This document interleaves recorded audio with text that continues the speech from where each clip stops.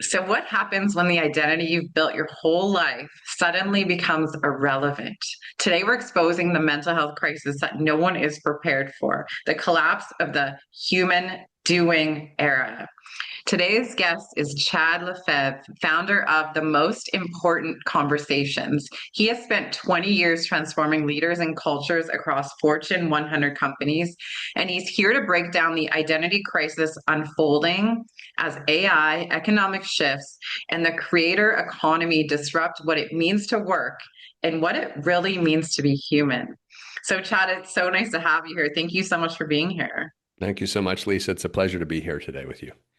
I'm psyched for this conversation. Mm. I just want to get into it. You've said that we're entering the greatest mental health crisis in human history. So, what exactly is breaking down right now in our collective identity? Yeah, well, let me just start with sort of a way to frame this. The mental health crisis that we are unprepared for is the one where a human doing loses their identity for what they do and has never inquired who they are as a being. Mm, And what we have right now is a massive shift that's going on in our society. I don't need to belabor the point. Everyone is seeing AI everything everywhere, right? It's sort of the everything everywhere all at once kind of situation right now. yeah. And everyone's trying to, figure out what is the future going to look like because our brains are naturally wired for certainty. We want Mm, certainty, we want predictability, gives us a sense of safety, security. And AI has, as well as robotics and automation, is really challenging our ability to tap into that security, into that certainty. And this is particularly salient in the workforce, whether it's blue collar workers or white collar workers. And everyone's been talking recently about the white collar bloodbath that is already begun. yeah. And so we're not going to talk too much about that because there's a ton of that out there. But basically, we're getting to a point where AI is getting so effective at mirroring certain tasks that humans have been traditionally and historically for the last 80 years hired to do. Right. So I'm talking about lawyers, accountants, engineers, IT professionals, these sorts of things. There's going to come a day very soon where will we still need human engineers, accountants, lawyers, etc.? Yes, but not as many. Right. Because AI is going to be able to take over a lot of the more mundane doing-based tasks that these professions normally have required human beings to do. And for the last 80 years, we've existed in an economic model that I'll call the employee economy. And so after the Second World War, there was effectively a grand bargain that was made with society. And that grand bargain went something like this. If you work for a company as an employee, then you will be hired to do a certain task. That task may require education, it may not. If it does, get the education and you can get hired. But one way or another, you're going to be paid to do a task. Now, we don't want you to get creative. We don't want you to think outside the box. We just want you to do what you're paid to do.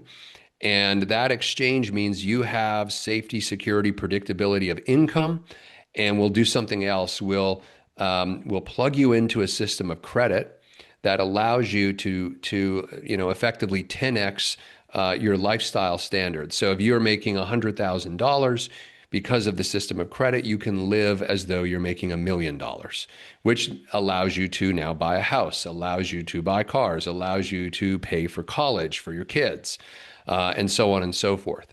And so this system worked very well. It was a trade. It was, look, if I'm an employee for a company, I get a sure and predictable wage. I might get health care.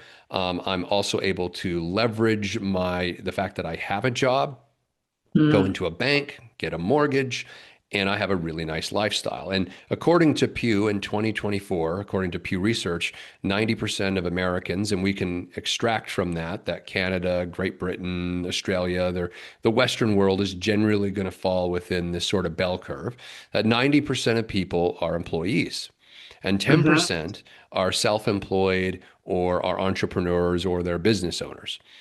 Um, so this 90% has exists in this employee grand bargain.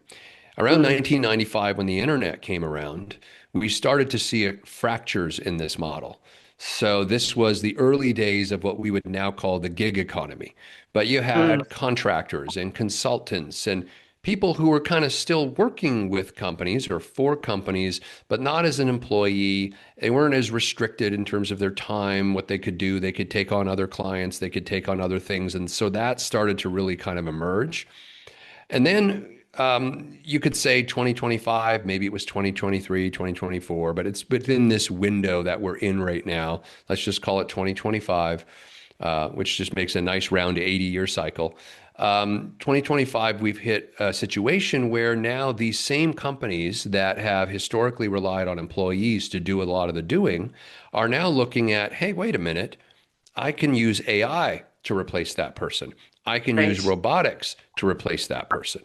And because the only fiduciary duty that all of these companies have is to their shareholders and to providing shareholder value, it is incumbent upon them to reduce costs and overhead and increase profitability.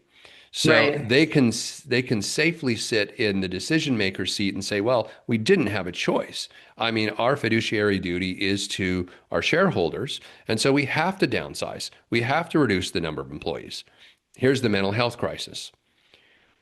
The distinction between the mindset of an employee and the mindset of an entrepreneur or a small business owner or a self-employed person are dramatic. You can't just go from a cubicle or an office one day and the next day be able to quantify and qualify your value, understand your worth, turn Hmm. on your right brain, which has largely been shut off probably for the majority of your life. Because for Totally. all of us, right, when we were kids, we innately played, we innately created, we innately imagined. This is just what we do as human beings. I argue in our programs that human beings are natural, innate creators, but that we get our creativity conditioned out of us. Hmm. So our conditioning is to not be creative. And when you sit in that conditioning for 20, 30, 40, 50 years because your job, your safety, your security relies on it, requires it, and then suddenly you're told, we don't need you anymore. You can't just Yeah. turn that creativity on in an instant. And the worst part about it is historically when people would lose their jobs, they would find themselves in a headhunter's office or they could find another job up the street, so to speak. Within a month or two, you're probably working again. Well, that's not going to be the case if all companies are simultaneously drawing down their employee numbers because they have AI and robotics and automation that can replace them. So that leaves a gap. And that gap is my whole career, my whole life, I've been a lawyer, I've been an engineer, I've been an accountant, I've been an IT person, or whatever. Suddenly, I'm out on the street, maybe not literally, figuratively, but in some cases it may be literally, and I have Yeah. to figure out how to pay my bills now.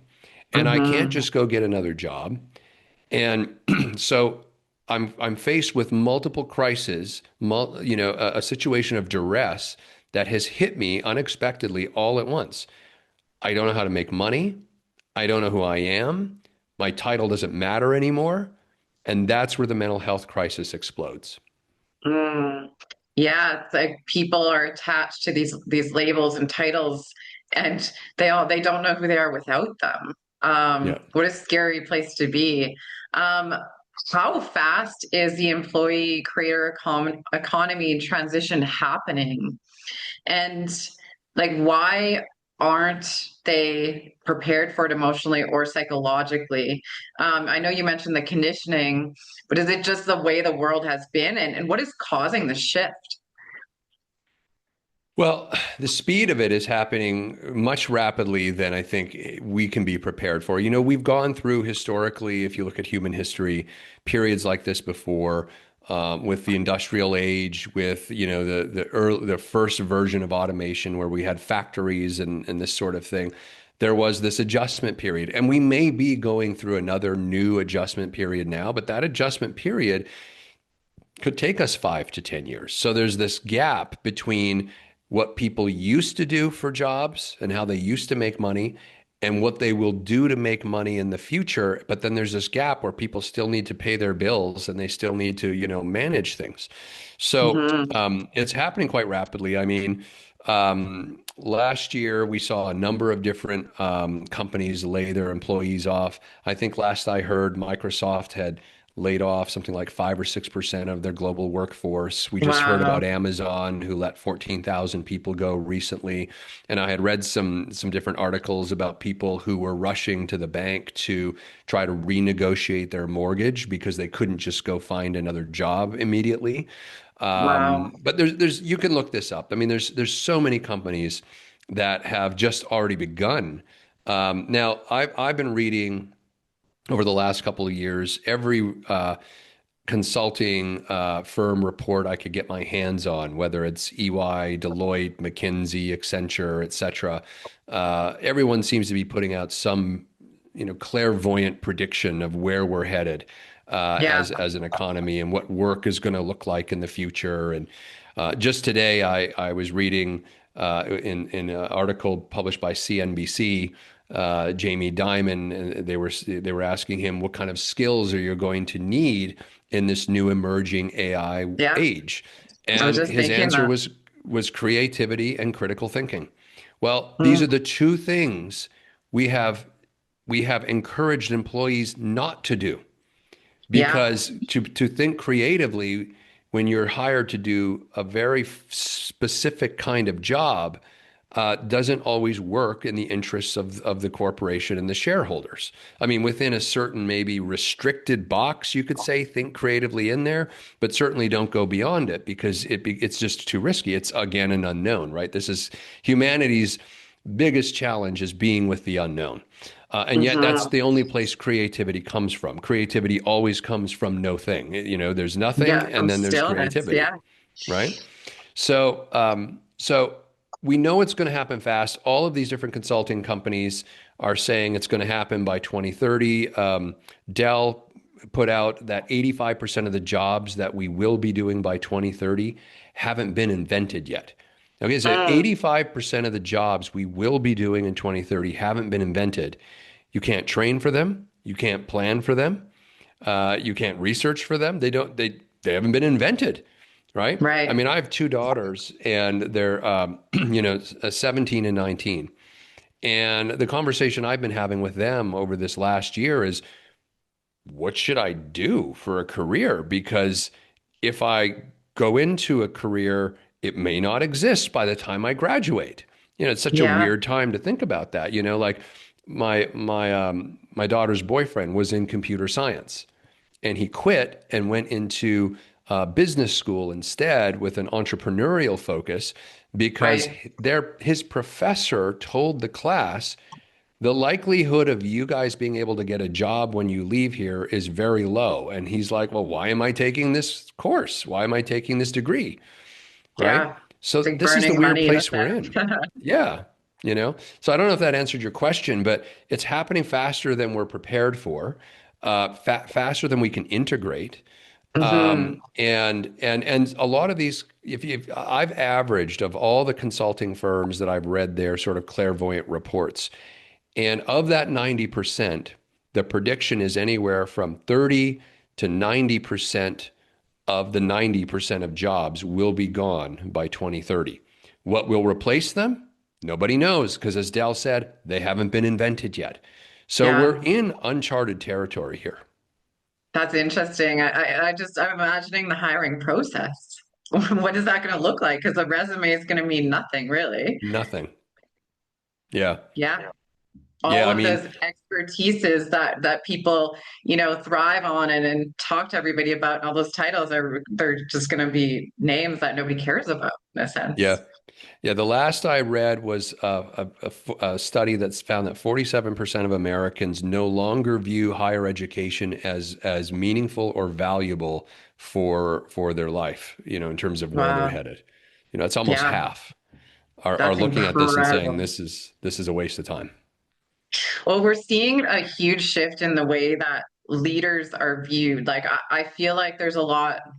I mean, it's obvious, but the conscious leadership is being popular now, and it's all about emotional intelligence and Hmm. empathy and connection. Hmm. And and that's the shift that I'm seeing that's really prevalent right now. Does that kind of bleed into what you're talking about? Oh, absolutely. Yeah. And it begins with the ability to be, so in we have a program at the Most Important Conversations called Whole Life Architecture. Mm, And the program is designed it's live, it's interactive, you do it in group, in a community, and it's designed to decondition you from the way we've all been conditioned, which is basically very left brain, turn off our emotions, turn off our creativity. And we have this one part of our curriculum called emotional sobriety. And it's more than just emotional intelligence. Emotional intelligence is part of emotional sobriety, but to become emotionally sober and we have to relearn this because we've all been conditioned to suppress our emotions, repress our emotions, ignore them, push them down. yeah. God forbid we And cry at the office, right? yeah, it's like just not, that's not acceptable here. Right? What are you doing? What's wrong? Go home. You're making us Yeah. uncomfortable, right? Yeah, So, totally. right? So emotional sobriety it gives us permission to actually feel our emotions fully. It encourages Mm, us to. It's what we teach people to do. And not only just to feel them, but to learn from them. That actually our emotions are a really powerful, insightful tool for guidance for us. mhm. So I tell people all the time, there's no such thing as negative or positive emotions. There's just emotions, and we label them based on how they occur to us or how they feel, but they're not, objectively negative or objectively positive. They just are. And what they are is a guidance system, and they're telling us where we are in or out of alignment in our life with our true self, our true nature. So when you're Right. experiencing a so-called negative emotion, whatever's going on in that moment, whether it's some situation, an interaction with a person, or even you just thinking about something that is coming to mind. In that moment, whatever's going on, if it's a negative emotion you're experiencing, it's because that person, that situation, or that thought is out of alignment with your authentic natural self. Now, the problem Mhm. is most people don't know themselves at all. Yeah. Remember, we've all been trained to be human doings, not human beings, right? Mhm. It's about what we do, and our identity and our title hasn't been created by us. It's been consumed from the outside. I'm a lawyer, I'm a doctor, I'm an accountant, or even I'm a I'm a mom, or I'm a, whatever. These identities usually get consumed from the outside because as humans, we're social creatures and we're desperate to fit in, to be validated, to be seen, to be liked. And so we Mhm. want to bring the conditioning and the expectations from the outside and make it our own so that we're accepted versus tapping into our authentic nature, our authentic self, the source essence of who we are, and letting that shine and be that in the world, and using our emotions as that guidance system to tell us when we're in or out of alignment with how we're expressing ourselves. Yeah. So, what exactly does a human being mean in practical terms? This is a huge question that I think there's no single answer that is Hmm. probably going to capture. Well, there's no truth that's out there that we can point to. We're going to have disagreement, but it's a question everyone's going to be asking in the age of artificial intelligence. The question of what does it mean to be a human being such a salient question today. I define a human being as a creator. I Mm, believe that when we are connected to our creativity, that is the source essence of what we are as human beings. For me, to be a human being is total embodiment with the life world. The life world is the world of our emotions, the world of our creativity, the world of connecting to one another powerfully. Our mission at the Most Important Conversations is to help human beings reconnect to themselves, to each other, and to nature. So the life world also includes the natural environment upon which we require in order to thrive. It's essential. And in this 80-year cycle that we've been in, where we've basically convinced ourselves that we're not human beings, we're human doings. Another, ramification of that has been that we've also deluded ourselves into believing that we can A, exist as an island unto ourselves, so we don't need each other. And B, we also don't need nature, that we are above nature, better than nature. We can subvert it to our will. We can dominate it. We can extract from it. We've built this economic model that has that our the employee system of how we've set up our economy supports. This economic model, this consumer-based economic model, is an infinite model on a finite planet, which is so backwards when you think about that. Yeah. The way I explain it to people is we have a model, an economic model, whose only reason to exist is growth. Growth Hmm. for growth's sake without limits. Every single quarter, the only question on every CFO's mind, the only question on the government's mind for budgetary purposes, have we grown? Has our GDP gone up? Has our profitability gone up? And if so, how much? In fact, it's so paralyzing for us to contemplate this scary thing we call a recession, which Yeah. is right where you have 3 quarters with no growth. And to us, that's like the worst thing ever because we must keep growing. That's the way we built our economy. So we have an infinite model of growth on a finite planet.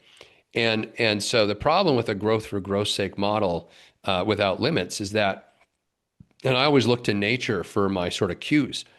I was thinking about this a few years ago. I'm thinking, what in nature models growing just to grow without a limit? And the only Mm. thing I could come up with is a cancer cell. The cancer cell Mm. is the only thing that'll grow just to grow. It has no function except growth. And it grows to the point where it kills the host. Right. And I think that's Interesting. the model we're in. And then as human beings, we become human doings to satisfy that model at all costs, even at the cost of our own mental health, the cost of our own physical health, relational health, spiritual health. And this is the mental health crisis we're about to, it's going to be a tsunami. We don't have enough coaches, therapists, psychologists, mental health practitioners to meet the moment that we're just starting to get into. Yeah, I just got chills as you're saying that. But I know for me, like being in nature is so therapeutic, and so many people go away to spend time in nature and go camping and connect with the earth, and they wonder why they feel so good when they're there, and then they Hmm. come back to the real world, the corporate world, and they feel crappy again. How can individuals start to really liberate themselves from this limiting perception before this really, really starts to hit them head on?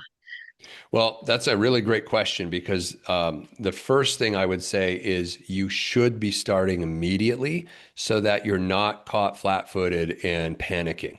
The 10% of the Yeah, Pew don't panic right now, study. you guys. Don't panic right now. Yeah, don't panic. The 10% of entrepreneurs and self-employed people who currently make up the market of entrepreneurs, they chose, not under duress, they chose of their own free will to not go get a job. So they were at choice. They had the time that they had, the resources they had, and at any time, if it wasn't the deal they were looking for, they could go back and get a job. So they weren't in a duress kind of situation. For people who are losing their jobs as employees, that they're under duress. And so to the point of your question, even if you haven't lost your job yet, if you're an employee, um, I would highly recommend that you start to do work on yourself, whether that's through a community and a program like ours or someone else. I don't really care. I mean, I do care, but it doesn't have to be us because we can't do it all anyway. In fact, our model at the Most Important Conversations organization is a community of communities model. We're actually working with other community leaders and other communities who have their own, community memberships and things like that.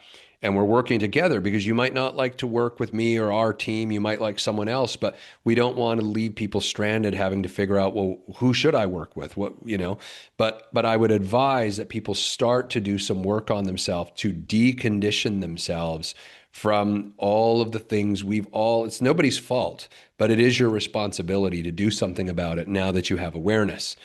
And so the sooner you do that, if you were to lose your job, you will be ahead of the game and you will have the emotional, cognitive tools to be able to, and you may even be able to start opening up doors and pathways and possibilities for what you would do after your career. Mm. Maybe you've always had that, excuse me, that burning desire to write a book or create something or work with your hands or, whatever the case is, something creative, but you put it to the side. I remember when I was growing up, every time I would, I'm naturally a creative person, but every time I would say, I want to do this as a career, as a creative field, all of the adult opinion leaders in my life were, well, you're never going to make money doing that. Or, Yes. it's going to be so Oh God. difficult for you to earn a living or whatever. And so it gets beat out of you like, oh, okay, I guess I have to put my dreams and the things that make Yeah. me come alive over here. And I just have to contort myself and become a human doing. You have to And so choose one of the professions that is considered successful in this world. Yeah. totally, right? And Messed so up. So I would encourage people to get involved in starting to do work. Now, our work is in the realm of ontology. So our program is all around being and developing yourself as a being and deconditioning yourself. Our left brain should be the executive assistant of our life. It shouldn't be the CEO of our life. Mm. But for many of us, our left brain, the logical mind, the mind that is the part of the mind that's risk averse and wants to calculate risk and optimize and go beast mode and all of these sort of things you hear in the culture.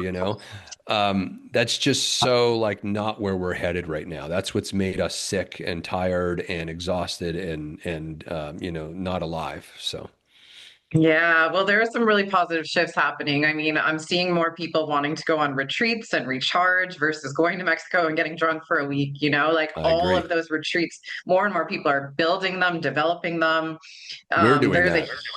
yeah, Yeah. yeah, there's a huge shift. Absolutely incredible. Well, you I said guess something there's, interesting too, the whole idea of a retreat. Like if you just pause and think about that, what are you retreating from? I mean, that tells you a lot right there, right? You're going on a retreat. You are retreating from what? A lifestyle that is killing you, that is exhausting yeah, you, that is, right? So, it's 100%. You go to recharge. That's what people say. I'm going on a retreat to recharge because I can't take this anymore, yeah, shouldn't right? life shouldn't be depleting us. Life should be filling us up. Yeah, we've been so conditioned. What are some of the first kind of identity questions that people can start asking themselves to kind of wrap their head around this and start to get to know themselves? Yeah, so a great tool that we use is the tool of observing complaint. So, where in your life are you complaining? Right? Mm. And those complaints can be like really fast, micro like Yeah, complaints, can you like give us throughout some your day. examples? Yeah. So, well, an obvious one, I really hate my job. I wish I didn't have to get up and go do this thing every day. I hate sitting in traffic and all of that, right? My to-do list Um, is so big. I can't keep up with all this work. Yeah, yeah. Oh, I'm always exhausted. Or it could be complaints like, oh, I wish I could, feel better in my clothes. I'm not taking care of myself. I wish I had more time to myself. I wish I had more time to go to the gym. I wish, there was this woman years ago who said to me, she's like, oh, gosh, I keep saying to myself, I got to go to yoga and I just never get to go to yoga. And, it's so Mm. frustrating for me. And I'm like, well, you could choose to make time for it, but she's like, I just don't have time. So not having enough time, not having enough energy, not having enough money, not having enough, resources, money, not being in the relationship you want to be in, complaining about your partner, complaining about your kids. I mean, these are all the typical complaints are relational, financial, or structural in terms of like the things you're doing in your day, Right. and Being controlled in a sense. yeah. So there's many examples in that if you think about your own life, if you just think about your money situation, your relationship situation, or how you spend your time, you're going to start to become aware of a number of complaints that sort of pop up throughout your day. And wherever you're complaining, well, those are areas where you're out of alignment. Those are areas where your true authentic self, through your emotions, is screaming at you, pay attention, pay attention. You are not thriving in this situation, right? So, but what we do with complaint is we kind of push it to the side, ignore it, and try to just press on and move through the day, and just tolerate it. Yeah. So that's why I Eat always it. say to people, what's that? Eat it kind of thing. We just eat Just it and move on and try to ignore it. And then it comes back and keeps getting louder. Yeah, well, it will. It will get louder. This is why I always say that, most people haven't created a life by design. They're merely tolerating a life by default. It Yeah. feels like life happens to them, right? Yeah. And so for so many people, if you can start to get present to where you're complaining, that is your path towards transformation because it's in those areas where you want to start to kind of pull back the layers of the onion, so to speak. Like, okay, why am I tolerating this area? Why, Mm. I'm complaining about it. Why am I tolerating it? What am I Right. afraid to change? Change is a huge thing. So there was a study done years ago of heart attack patients. So these were patients who had had a heart attack and were told by their doctor, if you do not make substantive lifestyle change to your diet, sleep, exercise, this sort of thing, that statistically one of two things would happen within 5 years. Either you would have a relapse, you'd have another heart attack, or you'd be dead. And less than 10%, so 90 plus percent of people did nothing. They made no change whatsoever, even though their very life, their very survival was at risk, right? Wow. So so you think about that, and so change is very difficult to people. So it's difficult for people to do because change represents the unknown. If what was going on in the heart attack patient's mind at a subconscious level is, hey, you're alive, just eat the cheeseburger, it's fine. But even though it was the cheeseburger that was killing them, right, or Right. contributing to it, but the brain would rather stick with the predictable than the unknown, even if the unknown, in this case, a new diet, a new sleep and exercise routine, all unknown, that would save their life. So when you Hmm. think about any of the areas people are complaining about, you're going to experience resistance to wanting to peel that area back and look at it. But if you can start to just do that work. And it's hard to do on your own. So this is why I'm telling people to get plugged into a community where they can do Hmm. this work because self-help is a misnomer. I don't believe in self-help. Nobody can help themselves. And the reason is not because we're helpless, but because our brain will neurochemically reward us with more dopamine to do nothing than it rewards us to accomplish something because it Mm. doesn't want us to change. So every time, and in our teachings in whole life architecture, we call this distinction the near win. So that our brain has this near win mechanism, which neurochemically rewards us with more dopamine for almost winning behavior. Buying that book, going to that conference, starting to look at the areas of your complaint and starting to try to change things. As soon as you start along that path of change, the brain's going to go, whoa, whoa, wait a minute. This is an unknown. We get a pleasure payoff in the brain. Suddenly we're like, what was I doing this for anyway? I didn't need to change. I feel Right. great. I feel fine. We go Yeah. to that conference, we buy that book, we feel amazing. Yeah. And then 3 months, 6 months go by, and we're like, God, I got to change my life, right? So nothing seems to ever change because our brain doesn't want it to. So, why self help is a misnomer is because that's going on. When you're in a community and you're working together with people who are all on the same path, you get support. You get people who are your raving fans cheering for you. You declare what you're changing in your life, the areas that you're changing. You get that accountability structure. and you are able to nudge your way towards transformation. And for those who want to get ahead of this before they lose their job and lose their identity, you can start doing this work now. And so you may not lose your job. You may be part of the smaller percentile that just keeps going. In which case, the only thing that's going to happen if you're doing this work is you're happier and thriving and more connected to yourself. So you really can't lose by starting to do this work early. But if you do end up losing your job, you'll be ahead of the game because it won't be so dramatic. You won't be in as much duress in terms of who you are and what you're going to move on and do. Right. Yeah. It's like getting your whole life ripped away from you, waking up and going, now what? Yeah, Right. yeah, It's incredible. totally. What about the leaders out there? Is there any way that leaders can support their teams through this Totally. identity transition? They should be. I don't know which companies, I haven't really come across it yet. Maybe it's happening, so I don't want to say it's not happening. But all companies and leaders in companies, in my opinion, should have an offboarding process. So you have an onboarding process when you're hiring people. Mm, If you know you're going to downsize in 2026 or 2027, have the decency to have a plan in place for how the people that are going to be displaced from their job can plug into something early, like not, we're going to give you 2 weeks of offboarding with this therapy, practice or something like that. Like 2 weeks isn't enough. I mean, we're talking no. about a whole life of conditioning in these people's brains. Hmm.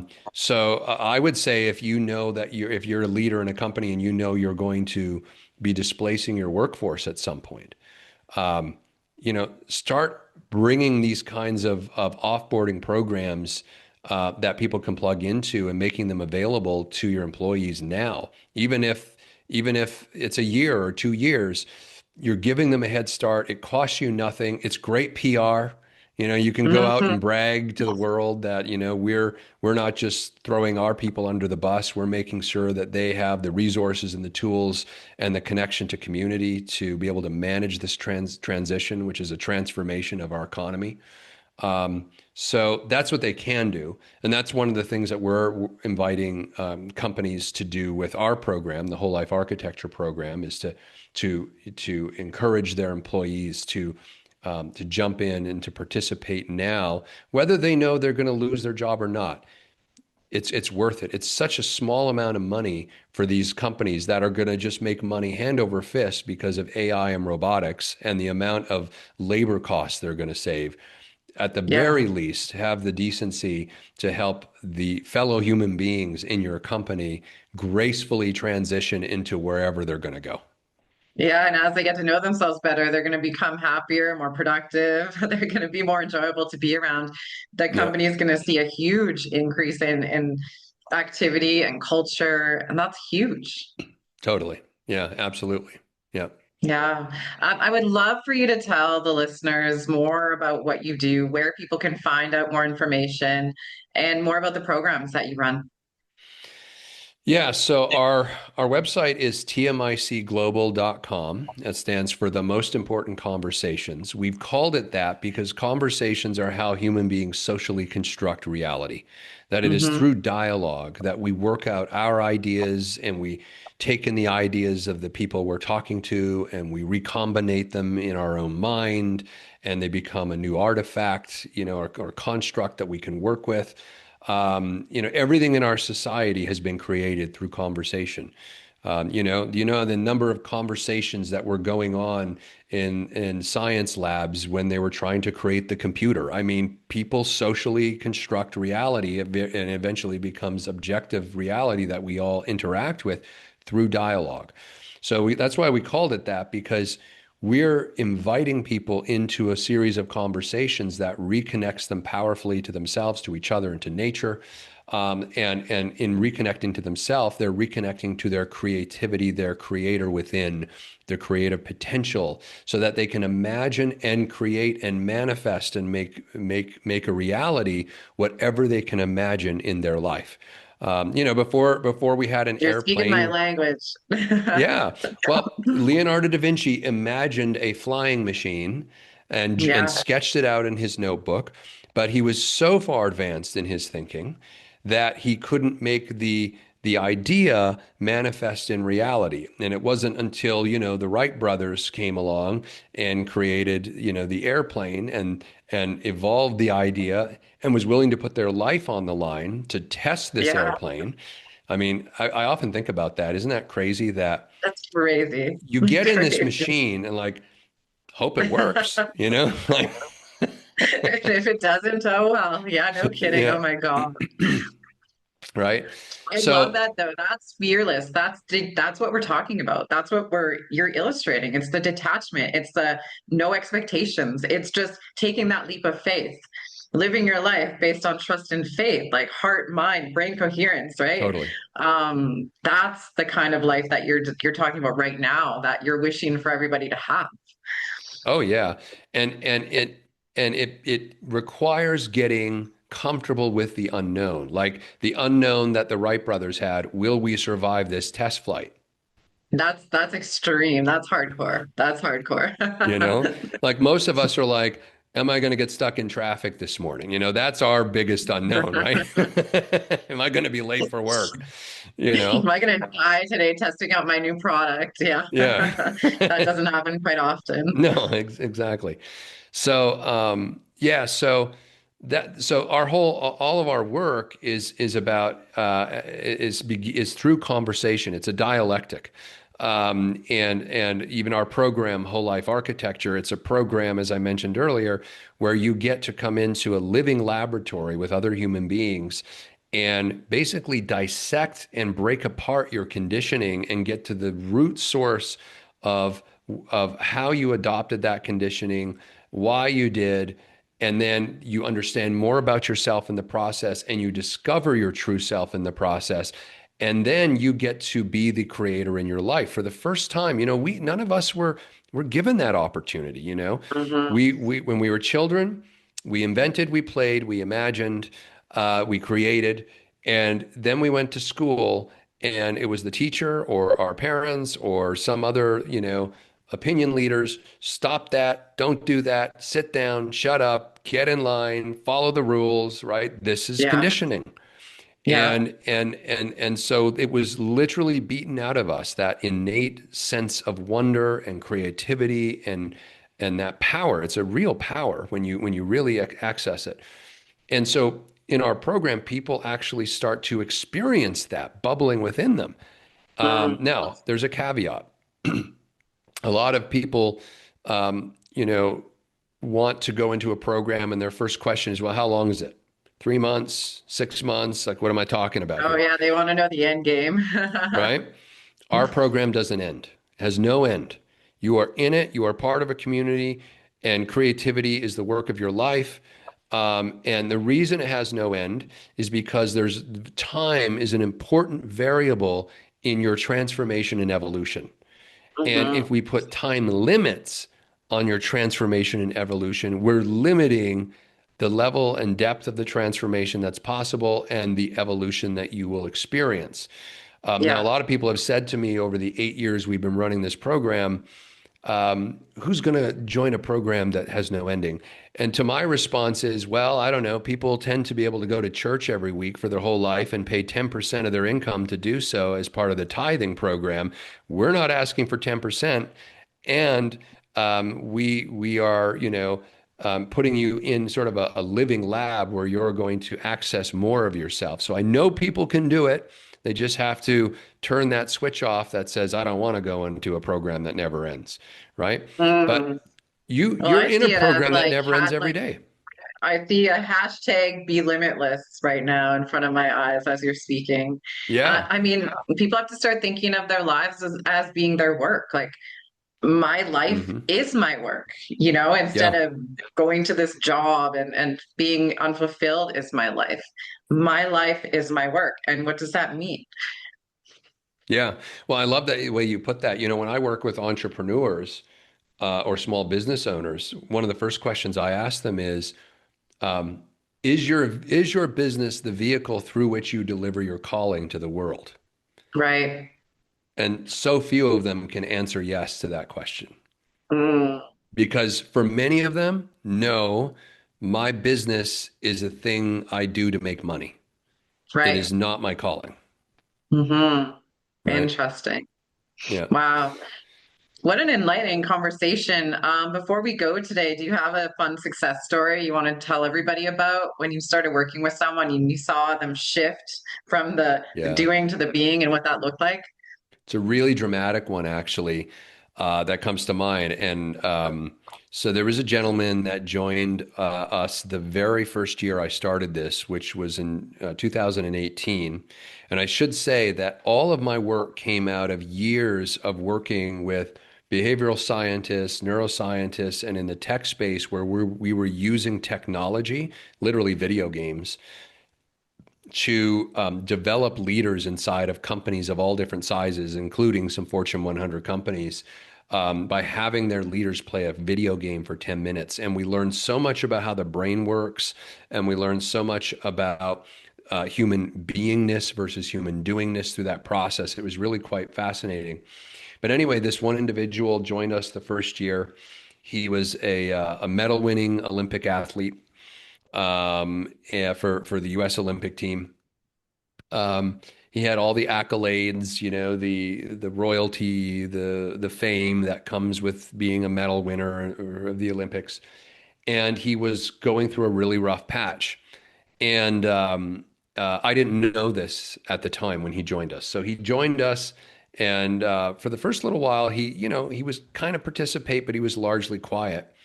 And I remember getting this text from him a few months in, and he asked if he could have a one-on-one call with me. And so he was going through the whole life architecture program. And in the program, by the way, every week, all the participants are given a practice that they can take. They're asked to take it out into the real world and to use it, to practice this practice in the world, so they can treat the world like a lab, right? And you're learning how to be different in the world by connecting to your authentic self. And these practices help reveal certain things. So he said, I joined, and you were it. You were my last, shot. I said, what do you mean? And he said, well, I was ready to kill myself. I had Oh my lost my gosh. identity. Okay. Now goes right to what we're talking about here. So he was no longer an active Olympian because of his age and injury and things that happen when you're a high performance athlete. And he was going through an identity crisis because ever since he was a teenager, he had been in sports and athletics and training for the Olympics, and this is who he was. He was an Right. Olympian, right? Just like an accountant, just like a lawyer, just like a doctor, just like an engineer. He was an Hmm. Olympian. And he was struggling for what to do now. Who am I now? How do I make a difference? How do I make impact? How do I make money now? And he couldn't figure that out for himself. And again, our program goes to the source essence of you connecting to yourself as a creator so that you can recreate yourself, create a new identity, create a new path for yourself, a life by design versus a life you're tolerating. And so he said, I just listen to everything. And we don't tell people what they should do. It's a framework. You choose what area of your life you're going to work on, some of Right. it Yeah, or that'd all be of it. contradictory if you were telling people what they should be doing. Yeah, No, they need yeah. to do it for themselves. It's got to come from within you. So we just facilitate a framework, and inside of that framework, you work, and yourself is revealed, and you just keep unfolding it. So he said, I did that. He said, I took every practice that you gave us at the end of every week. I did everything you're saying. And this was only a few months in, and he said, now I've left the relationship I was in. I quit the job that I had. I'm living in a friend's basement in another city, and I'm recreating my life. And Wow. today, he's a tech executive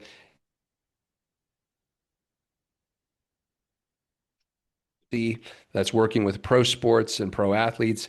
And I'm happy to say he's also one of our facilitators and our trainers in the most important conversations. He said it was so powerful that he can't not do this work, for the rest of his life, and he wants to pass it on to others. So he's bringing athletes and Olympians and people like that into our program now. Wow, that's amazing. What an amazing story. An Yeah, amazing feeling to be facilitating that for people. Um, I truly believe most people don't know who they are. And this sounds like a no, really amazing way to have that support to really discover oneself yeah. with the right community and group of people.